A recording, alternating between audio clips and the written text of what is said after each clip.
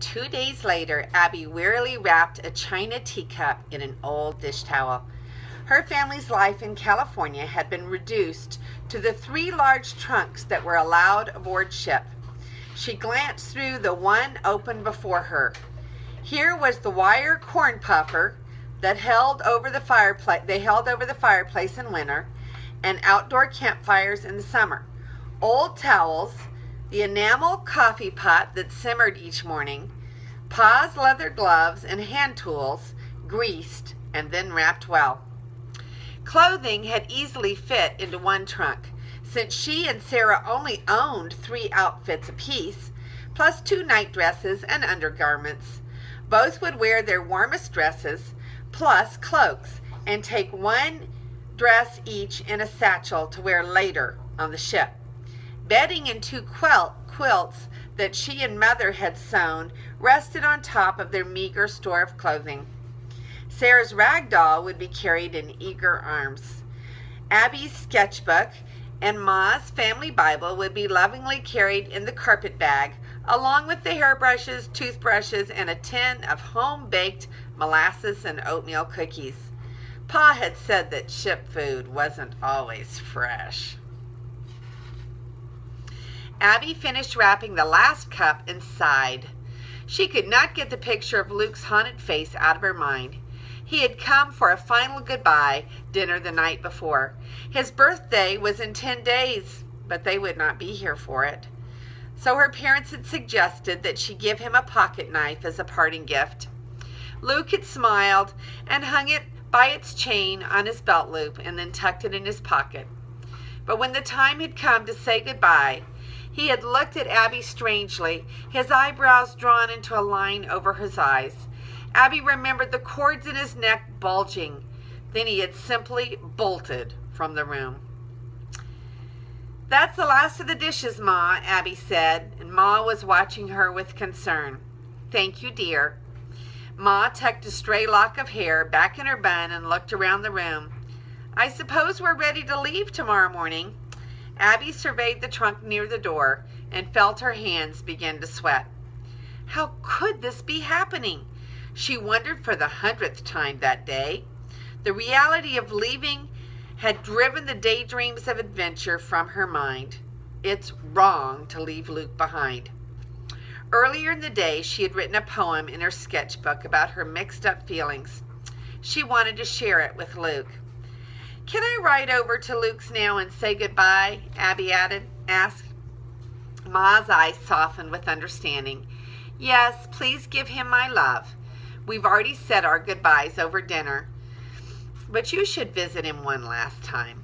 Those words hung in the air like a swarm of deadly bees. Abby had to get out of the house. "Be home before dark," Ma said, as Abby draped her wool shawl around her and headed out the door. Her thoughts were already returning to the words of her poem for Luke. "If day became night and night turned to day, I'd be less confused about going away.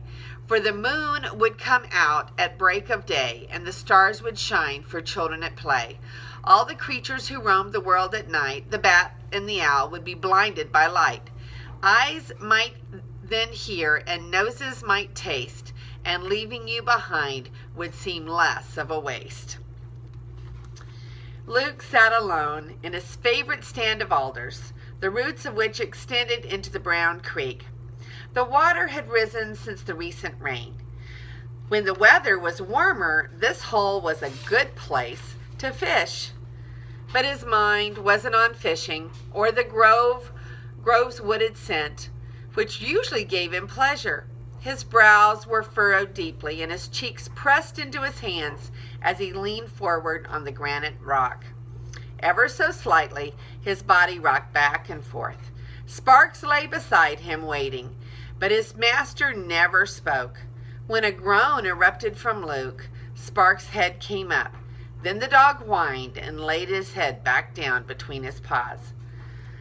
Luke was caught in a mess. Being pinned under the log jam in a rushing stream would have been easier to get out of, he decided. On the one hand, he loved his dog and didn't want to do anything to hurt him. Sparks had traveled west with him, had kept him going when his heart hurt so badly he didn't want to live anymore. Leaving Sparks behind would just about kill him. Luke threw a pebble into the swirling water. How can I stay with that heartless woman instead of Abby and her family, unless Abby and her family are here? They're the only ones who love me, he thought. If it hadn't been for them, he would have left right after he had arrived. The thought of living without those 4 special people made his heart ache. A sharp physical pain surged up under his ribs and made it hard to breathe when he thought about losing them forever. Because surely, if they moved that far away, he'd lose them. He had to do something, and he had to do it quickly.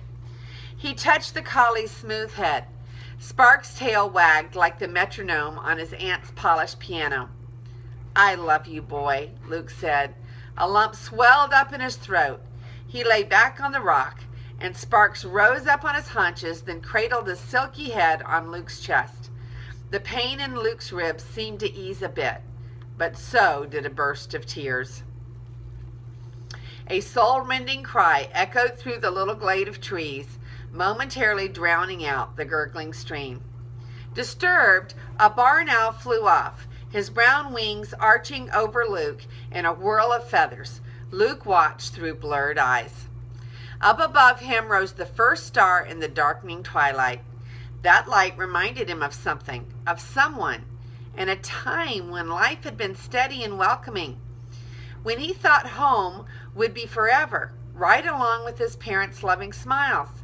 Suddenly he could see the patchwork apron tied around his mother's plump middle, the flower on hands and cheeks, her green eyes full of love as she looked at him. Luke recalled the scent of freshly baked bread, as warm as her neck when she leaned over to kiss him goodnight. Say your prayers, son. Her voice filled his head, and anguish burst like a firecracker in his heart. It had been a long time since she'd reminded him, a long time since he'd seen her alive, even longer since he'd prayed. Darkness covered the last rays of the setting sun. Stars like white nuts in a black quilt dotted the sky, yet their diamond points weren't luminous enough to walk by. Night was closing in now, terrifying him. Which way should he go? I need a light, Ma, he begged, gripping Sparks around the neck.